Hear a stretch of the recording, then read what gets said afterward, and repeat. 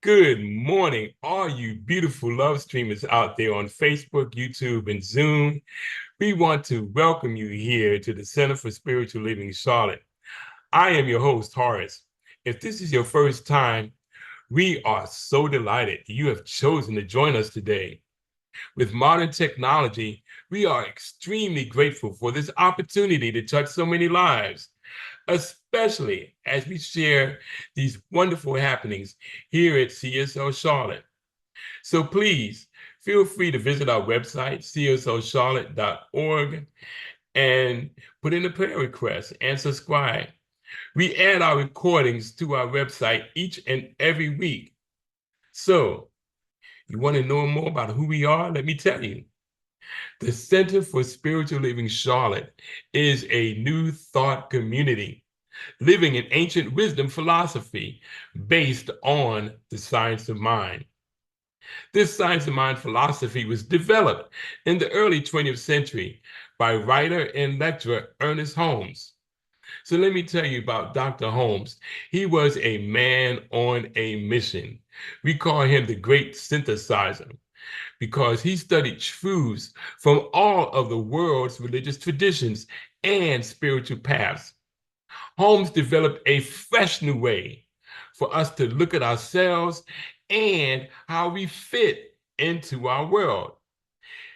And so let me tell you, at CSO Charlotte, every philosophy is honored along with every race, sexual orientation, and physical distinction. We want you to know that we are a diverse, open, and affirmative community. So there are many paths to the divine. We may call it God, peace, love, spirit, infinite mind, or the I am presence. It really doesn't matter what you call it. What matters is that you know that this is your power that resonates within you. You do not have to leave your philosophy or nature of knowledge. You can join us anytime. We recognize and refer to many of the Holy Scriptures, such as the Bible, the Quran, the Torah, the Upanishads, and the Bhagavad Gita. And that's just to name only a few. So our vision statement here at CSO Charlotte is to continue a spiritual community, creating and preparing a succession of future leaders who can fully integrate, teach, and expose the science of mind principles, messages, and practices that strengthen the mind, body, and spirit of individuals. One of our aims is to create a high collective consciousness for everyone in this community.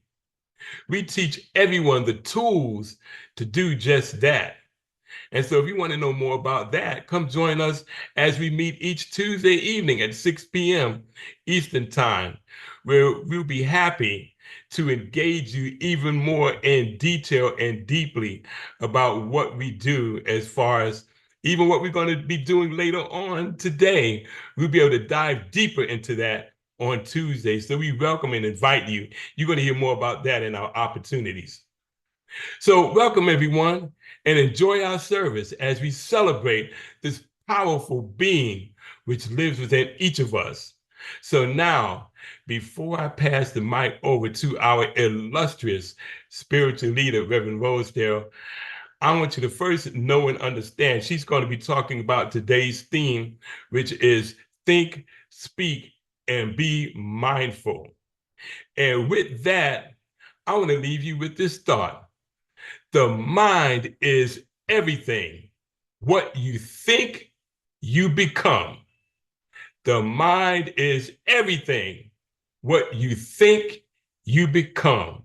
And with that thought, I'm going to turn it over to our illustrious, fearless leader, Reverend Rosedale. Well. Thank you so much, Horace. And that is Horace DeBush. He is our operations coordinator and MC for today. And thank you for all that you do, Horace. So, to our YouTube listeners and our virtual community and everybody wherever you are, welcome to CSL Charlotte, the Center for Spiritual Living in Charlotte, and the Mind, Body, Spirit Center to boot. See, we're celebrating this month the richness that diversity brings us and into our lives. Without diversity, we wouldn't be able to understand each other. So, by honoring Pride Month with the presentation this week, um, from Alan on the LGBTQ community, that's how we're going to celebrate with them. So today, our attention goes out to how to be, to think, speak, and be mindful. We start our Sunday celebrations on top of our topic with an affirmative prayer, and it sets the tone. So, leading us in our spiritual prayer today is our spiritual practitioner, Maureen Thurston, aka Mo. She is the one who also sends out emails if you send in your prayer requests. So I'll tell you a little bit about that briefly. So educate yourself on how to think, speak, and be mindful. So, and then at the same time, let's hear if Mo's prayer indicates that she has the ability or wants the ability or knows how to think, speak, and be mindful. And if you want prayer to how to think, speak, and be mindful, go to our website right now and put in a prayer request. And then a request for the prayer on how to think and speak mindful will be read by you every day. Here's the thing. You have to choose to put in a prayer request so Mo can send that prayer to your inbox. Okay, Mo, let it rip. Okay. So as we take again this moment in time to be filled with gratitude for this amazing community, for Reverend Rosedale, for everyone who participates within this service here today. I know that each one of our lives is touched by her message, for we will hear individually and collectively what is our message out of what she is saying. I know that she always speaks from the heart and that there is clarity in everything that she says. I know for myself, and I claim for each one of you, that we are filled to the brim with love, with acceptance, with wisdom, peace, and calm as we go through and start this beautiful date here today. So as I release and I let go, I call this service blessed. I call it absolutely amazing and fulfilling to each and every one of us. And again, we can lock this in together by simply saying, and so it is. Yes, and so it is. So, next on our platform is our reader. And the reader is my mind, body, spirit sister. And that's Jariva Trailer, aka JT. So we're going to let JT show us how to think, speak, and be mindful based on her talk and her reading. So listen to her reading today, and you'll recognize some awesome ways to think, speak, and be mindful. And also after JT's reading, you're going to listen to this song called "What a Wonderful World." Now teach yourself how to think, speak, and be mindful. JT, please make it do what it do. Thank you, Reverend Rosedale. Good morning, everyone. Today's reading is from Ernest Holmes' Creative Ideas, a Spiritual Compass for Personal Expression. And the title of the reading is Eliminate the Negative. Our happiness is not destroyed by the negative experiences through which we have gone, but by our emotional reactions to those experiences carried in the reservoir of our memory. Our experiences are stored in the mind either as happy or sad ones, as life-giving or morbid. Our negative reactions to life, our unhappiness, and perhaps most of our physical disorders spring from negative emotional reactions which we have buried alive in our memories. Even so, they can have no more reality to us than we permit them to have. Just as yesterday can influence today we are creating the possibilities of tomorrow. Yesterday is gone, tomorrow has not arrived, but today I am living in the eternal present filled with an everlasting good. There is nothing unhappy or morbid that can remain in my consciousness. I no longer have any fear of yesterday, nor do I anticipate tomorrow with anything other than joyous anticipation. Only everything that was good in yesterday shall perpetuate itself, and only everything good in today shall create my future. All negative concepts are eliminated from my mind right now. And so it is.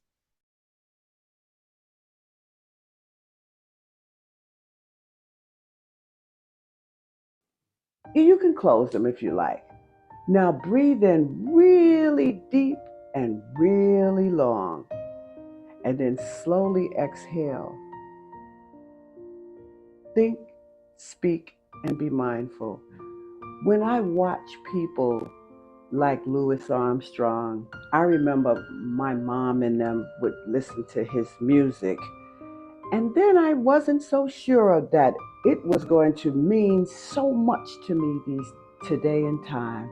What a wonderful world is a reminder of how life can be really great when we see the world as wonderful.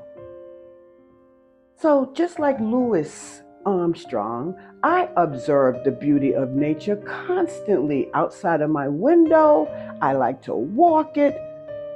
And then I think, speak, and feel the influence of my primary sensory modality for how I perceive the world. But I'm going to talk a little bit more about that primary sensory modality, but just saying. And so that makes the perception of the world I see exactly unique and personal to me. And that's a rhyme. Oh my goodness, I like that. I just did a poet and didn't even know it, huh? Horace would be proud of me. So I often reflect to myself, seriously, lately, and the last year or so, I just at least once a day, I say, this is a beautiful world. Oh, life is beautiful. Yeah, I get to deal with my stuff that's out there. But at the same time, I really get to realize how important it is for me to know. So, my question is to you after knowing how I see the world. How do you see the world around you? What modality dominates how you think, speak, and be mindful? Because I want you to know that you're at choice whether you choose to incorporate spiritual practices or if you just choose to not. But if you do choose spiritual practices, get ready to think, speak, and be mindful. So wiggle your fingers and your toes, integrate your mind, your body, and your spirit. And as you float your eyes open, actually look around your space and allow something in your space to connect you back to the present moment. And as that time that we're connecting ourselves back to the present moment, I'm going to take a gratitude moment. We always have to have time for gratitude. And I thank you, Horace, for being here, to doing it. Love having you just step forward and do all the things that needs to be done with us. And thank you, Mo, for serving us in prayer so powerfully. And thank you, JT, for reading Eliminate the Negative. It's exactly what it's all about when you think, speak, and be mindful. So let me see where I want to begin with this one. See, I like to discuss the power that our words and the importance of that power helps us to have mindful speech and how it impacts all of us. Who I speak to is impacted. Who speaks to me, I'm impacted. But again, the think part, I got to tell you about that. There's a little bit that goes on because I think about it, what Timmy P said the other day. He said, well, I would switch it to think, speak, but I know why I do that. But I'm going to tell you a little bit about the sensory modality. You see, our words, they carry weight, but we have to strike a balance between being brave or being fearful or knowing when to fold them. So I said, yeah, well, I guess I could switch it around. It's no big deal. You got to choose your disagreement. So what? I could use it. I'll leave it. Think, speak, and be mindful. I still like it. It's a state of mind. See, I want to explain the research behind sensory modality. See, according to neuro linguistic programming, which is the NLP is the acronym for it, most people have a preferred sensory modality. So the sensory modality is how we individually primarily experience and interact with the world. Now, we can predominantly use words like this. This is how I know whether a person is visual, auditory, or kinesthetic. When a person uses the words think, I know he or she is visible, Timmy P. Love the guy though. And then when I use the word speak, I know that I'm auditory and I know that I like to listen to others and I know I like to speak to myself. I don't say that I think to myself. I say I speak to myself. So it reveals our primary modalities, just that simple word. I say sometimes, I feel like she's not feeling too cool about that because I'm feeling my sights. I'm feeling that's not my that is my dominant sensory at that time.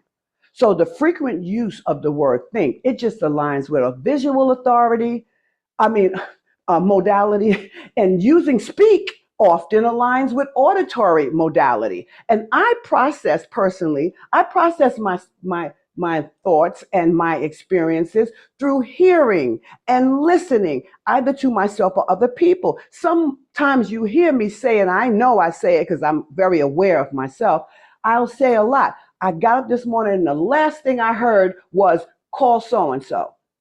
And I said, and you see, I'm always recognizing my sensory modality based on the words I use. So also, I want to also say likewise that when you feel a lot, or when you use that word feel a lot, you align, which I do a lot, with the kinesthetic modality. I'm a very heart person, even though some people could see I'm a little strong with my personality. But when I love you, you better look out. I love you. So that's the difference and what I know about me. So when I'm in conversation, I tend to say things like I feel, I think, I know I don't say I think much. I feel, or I may speak to myself, I'll tell you. But I also realize how aware I've become. So I notice that I tend to like alternate my dominant sensory modality a lot. So once I start to realize how I process my experiences, and I know that I'm kinesthetic and auditory dominantly more than I am sometimes visual. Visual works for me when I need to learn. So maybe I'll alter that then when I need to learn something. But my dominant sensory modality, I say to myself, I heard, I feel. Once in a while, I'll say, I think. So now we got that part down pat. So my spirit picks up on my physical and emotional responses to the world around me. That's the same thing that happens to me, happens to you, but I can only tell you how it does for me. But when you really honestly listen, that it happens for you. So in my spiritual practice, I allow myself to become very keen. See, I'm pointing at my ear. I just realized what I'm doing. I'm really sensitive right now to how I'm being, right? So I become very keen to the right action that I need to take. Usually it comes to me in the morning when I'm waking up. And I ask the question at night, I get the answer, and I start going for it. Can't tell. I was going to tell you the latest thing I just learned, but I said, no, that's a long story. But my approach, when I approach life, I approach life by my perspectives. And each and every one of us All of us approach life differently based on our perspective. And so what we do is we adopt to our perspective or the way we have life in front of us or the way we see it. But let me tell you, make no mistake about this. Your perspective shapes your prosperity or your lack in life. Remember that. So, to think, speak, and be mindful, you need to have this self compassion is crucial. When you hear yourself uttering something negative, it's not going to be an immediate disaster in your life. I know people say, "Oh, you didn't mean to say that." Stop trying to tell people what to do with their mind. You just deal with yours because we got enough to work on our own, right? But just because somebody said something negative, let that go. You're the one holding it. Watch what you do. Not watch, I like to say observe. Be the observer in who and what you're doing. I step outside of me and look at me. I observe, not watch. It's a difference, but I'll do that in another talk. However, in order for all of this stuff that's manifesting to take hold within our lives, we must allow that negative stuff to matter. And the only way you can matter it is you got to dwell on it long enough, period. That's science. That's the truth. So you might recall in JT's reading that in eliminate. Boy, I can't get all these words out. I get so excited. That's me. Eliminate the negative. You see, I'm a kinesthetic person, so I get very, very emotional when I'm doing stuff. So she read that our negative reactions to life, our unhappiness, and many, I want to add this to it, physical ailments, they really stem from negative emotional responses that we have buried. And you think that you didn't do that forgiveness practice and all these other things, and you said to yourself, "Oh, it's okay." It's not okay, babe. You buried that thing. And so one day, somebody's going to push the button where you left it in that part of your body, and you're going to feel some of those old memories. Clean it up. Those negative emotional responses that we bury needs to, when they come up, we just need to practice, get that spiritual practice coming on. See, these negative emotional responses, they only impact us to the extent that we allow them to. Allow them to. But here's the spiritual truth. It takes time for a good or bad thought, a speech, or a feeling, or a, yeah, I said thought, to take root and to really prosper. Now, you hear me? Negativity can prosper. So you're getting it like, oh, well, it's supposed to be good. No, no, no, no. You can you can prosper in lack, and you can prosper in fear. And you can get plenty of fear. You're prosperous in fear. But now let's get out of that now. I just wanted to just make sure you know you don't have to use the word. It's not going to go away. You get these powerful experiences and when you're doing spiritual practices because it makes you more successful to be able to think better, to speak better, and to be more mindful. Would you agree with me then that we constantly need a change of mind? I'm going to be quiet so you can think about what I just said. I noticed in JT's reading that she had a Bible verse written up there. I just love to use them as just so you know, this is not just me making this up or just science of mine. It's real, but you got to read the stuff. You got to do your own research. So she had Ephesians 4, chapter 23, but actually it's Ephesians. I picked Ephesians 4 and 23. And again, I love it. Be renewed in the spirit of your mind. And 24 says, clothe yourself with your new self. Love it. That's how you eliminate the negative. That was the title of her reading. and it fits right here. So I'm just going to take it one step further and I'm going to say this. In order to have a renewing of your mind, you need to be aware of what's on your mind. And that's why I said I'm very aware, very keenly aware of what's happening in my thoughts. Because what we focus on grows. So when you make a mistake and you utter something negative, it doesn't immediately define your outcome or you. It just takes consistent practice for this negative affirmation to manifest in your life. It's got to be consistent. And the same thing with positive affirmations. You got to be consistent and spend time and repetition. What I always say is repetition is the mother of skill. And that's how you bring about prosperity on that end. So, for your reassurance, what I decided to do was give you some more science on that topic. Think, speak, and be mindful. Watch this. According to Esther Hicks, who speaks as Abraham, it takes 78 seconds of focused thinking to really plant an idea or belief into our minds. Then we got also my favorite scientist, Dr. Joe Dispenza. Well, one of my favorite. He's a neuroscientist. Want to make sure you got that.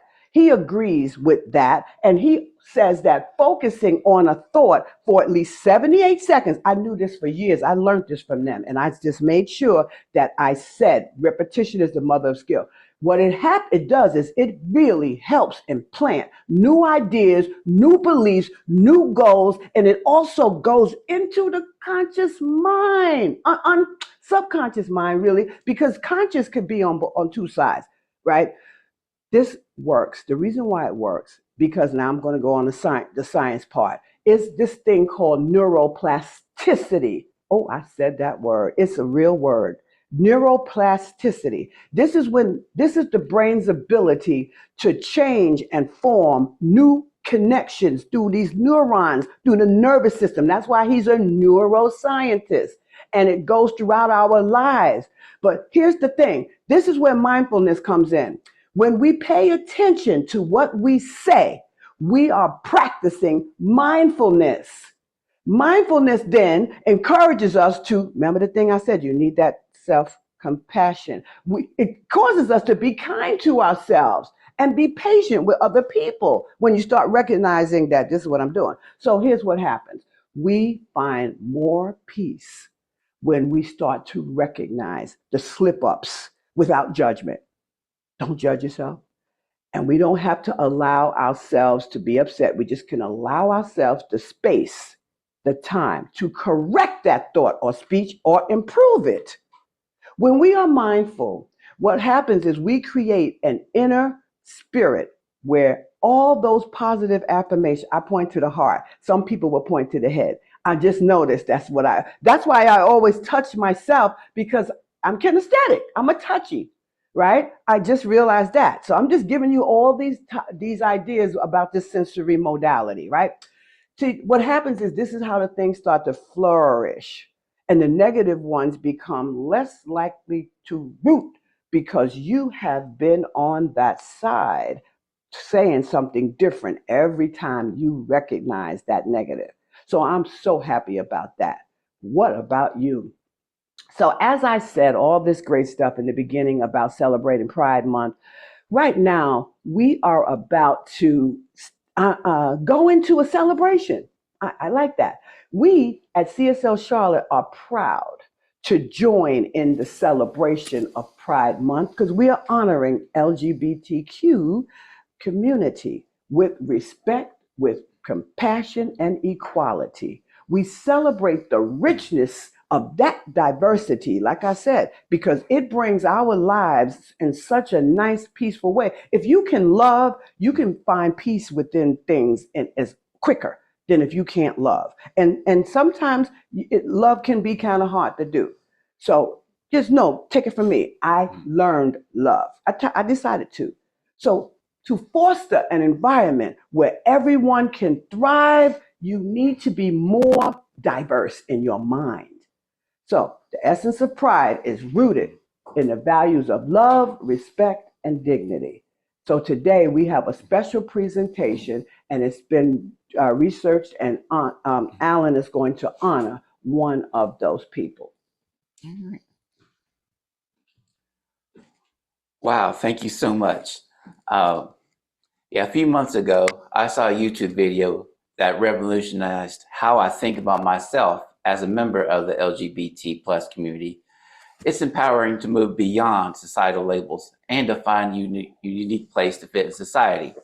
I had never heard of the term two-spirit before, and I knew I wanted to do this presentation. Native Americans had a high regard for androgynous individuals, feminine men and masculine women in society. In the 15th century, European explorers were appalled at the natives' idea that two genders can exist in the same person. Occasionally, early French explorers would refer to effeminate men as berdache, which is an adapted Persian word bordage, meaning a male intimate friend. Two-spirited people were typically androgynous men who frequently married feminine or masculine men, and masculine women who married feminine women. They were labeled sodomites by the Spanish and English conquerors in North America. By contrast, Native American traditions had more empowering beliefs. Many two-spirited people chose to emphasize their spiritual gifts rather than their sexuality. Two-spirit people were believed to be doubly blessed because they possess both male and female characteristics, because everything originates from the spirit world. Two-spirit people enjoyed a third gender status that offered more options. They were acknowledged as visionaries, healers, nannies of orphans, and caregivers. They were ranked above shamans as conduits into the spiritual world. They were continually praised for their diligence and artistic talents by the larger community. For example, the Navajo believed having a two-spirit Nadle in the family was economically advantageous because they helped take care of their nieces and nephews and elderly relatives and acted as foster parents. Most two-spirited people were identified early by the maternal community members, usually around 5 to 7 years old, from observing the child's activities. Many communities had a ceremony. For example, in the Great Basin tribe, a tradition called the basket and the bow ritual occurs where a boy at the beginning of puberty is given the choice between a basket or a bow. If he selected the bow, he would live as a traditional masculine man. But if he selected the basket, then he would live as a two-spirit person.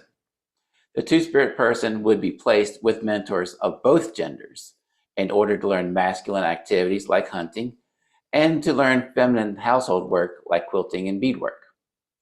A lot of berdaches were considered a third gender, and both men and women commonly had affairs with the third gender person because it wasn't considered fornication. Sexual labels didn't exist, and many berdaches had bisexual experiences. Strangely, berdaches having sex with other berdaches was considered unnatural. In many native traditions, two-spirit people were born into a raw state or gender, and would live and dress in the other gender in the cooked state or gender, and would be buried in the raw gender side of the cemetery wearing clothing of both genders. The deceased returned to spirit, which doesn't have fixed male or female forms. Unfortunately, Christianity chastised primitive native beliefs as sinful. In the 19th and 20th centuries, Christian missionaries enforced strict gender roles in native communities, and Euro-American marriage laws became strictly enforced. Some people who struggled to fit in went missing or killed themselves. In the 1960s, the LGBT plus movement grew, and Native American Red Power cultural pride began. In the 1990s, the term two-spirit became popular again to describe the LGBT plus members of the Native communities. And to sum it up, I believe it's essential for all of us to be our true authentic selves in our diverse community and to celebrate each other's unique gifts and spiritual traits. I hope this presentation about the two-spirit people has solidified this, and we can have the opportunity to live by this motto on this shirt, just Be you in all shades of the rainbow. And so it is. Oh, that was phenomenal. I think you did a knockdown job on that one. And I really love that you went way, way back like that because I don't know, some people feel like this just started. This is a fad. This has never been a fad. People have always been born the way they were, even in the biblical days, way back there. So if you are not, if you're thinking that this is something people are making up because they want to make a stance, be a little bit more compassionate. That's all I could ask that you do. So thank you, Alan. That was really, really an awesome presentation. And as I continue to embrace, speak, think, and be mindful, I want to take that and let that be an approach in our lives. And think about how inspiring that was. And if you have any thoughts that are maybe not so nice or whatever, transform, prepare for transformation. Each day, we have an opportunity to write a new story on anything in our lives. So if we used to be XYZ, now we're thinking like this. It's reassuring to know that every single day I personally wake up, I start with a clean slate. Whatever I did yesterday, it's okay because I'm going to turn the page and I'm going to get my pen and I'm going to write a new one. So that's what everybody's opportunity is. If you don't take it, it's okay. But mine is always to get up and change the whole feeling that I'm having. You know, everybody's going to have these feelings. So think, speak, and be mindful and do it about your life because every morning is still unwritten and it's offering you a fresh chance to create some newness in your life. So take out your pens and listen to our next song, Unwritten. You're about to write tomorrow's book if you choose. Here it is.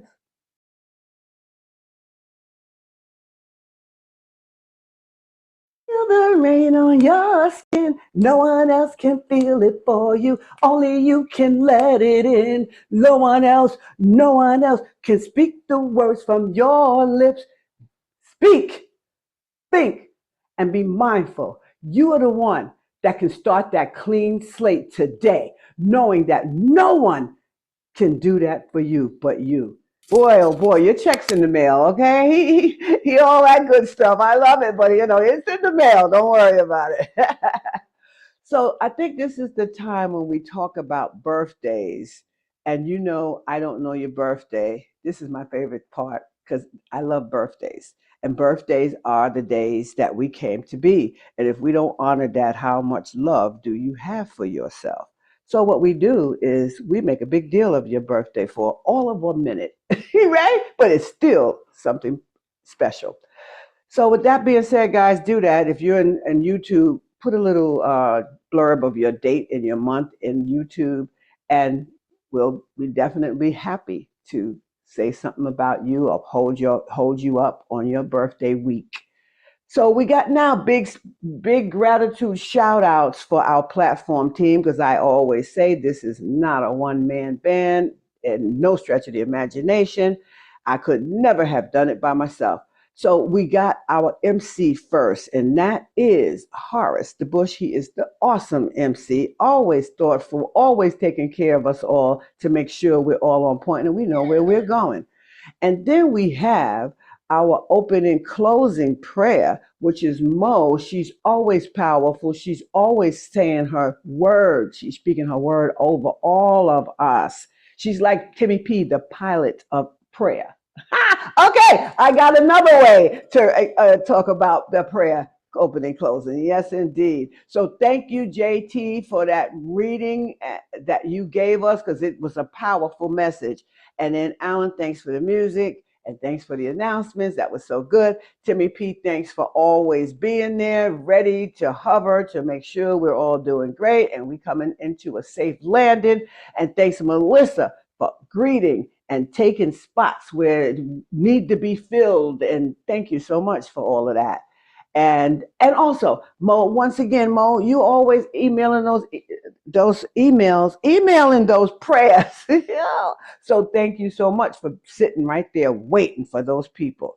And she's not sitting at the computer technically, but you know what I mean. So, all right. So just know that, guys. Just take it easy. Now, before that last song, I want you to consider this. Today, we talked about how to think, speak, and be mindful. Now, remember that during the week, you're going to come across some times where you're going to have to change something about what you're thinking, speaking, and being. So think about that. So align yourself now with something that's going to give you a perfect transformation so you're going to feel good about it.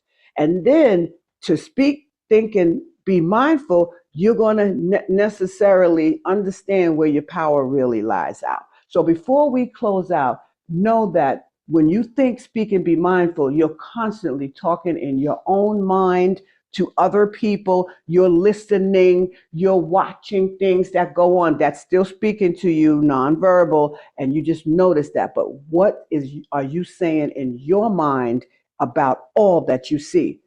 And listen to this song. When you think about think, speak, and be mindful, what do you say when you're talking to yourself? Listen to the song. You say.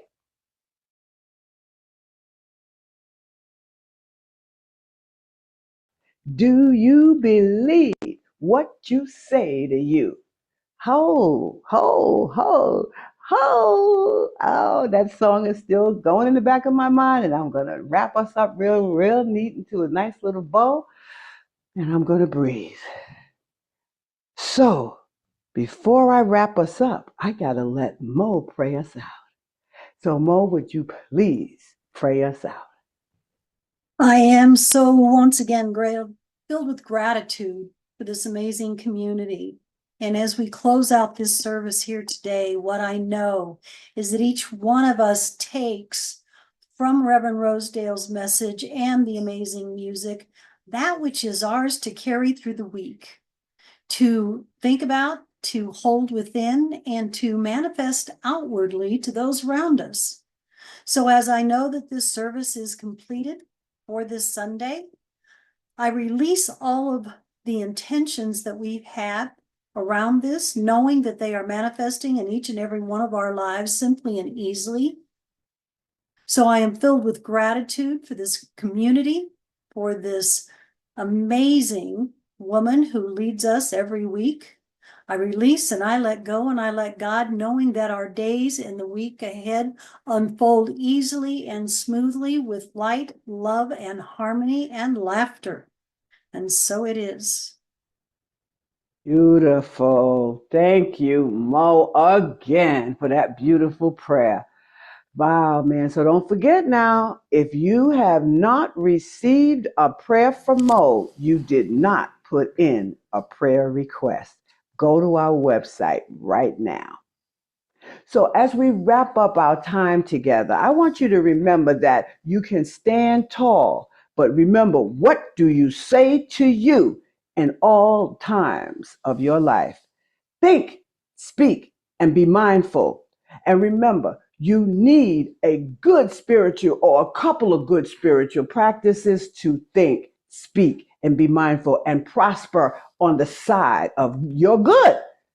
Remember, the universe is constantly supporting you and me on our journey. Trust that. So until we meet again, stay focused on how to think, speak, and be mindful. And I will see you next week, the same bad time and same channel.